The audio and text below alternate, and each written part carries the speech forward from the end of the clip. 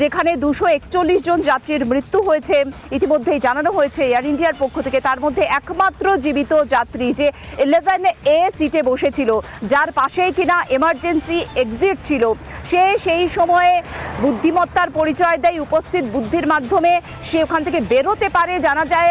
আপাতত যেটা এখনো পর্যন্ত প্রাথমিকভাবে জানতে পেরেছি, কারণ এখনো পর্যন্ত তার বয়ান রেকর্ড হয়নি, যে সেই সময়ও এমার্জেন্সি গেট থেকে জাম্প করে বলে সে বেঁচে গিয়েছিল।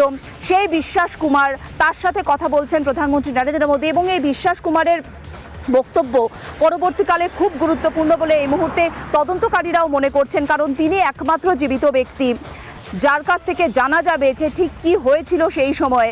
তার অভিজ্ঞতা ভবিষ্যতে তদন্ত এবং নিরাপত্তার দিক থেকেও গুরুত্বপূর্ণ বলে মনে করা হচ্ছে।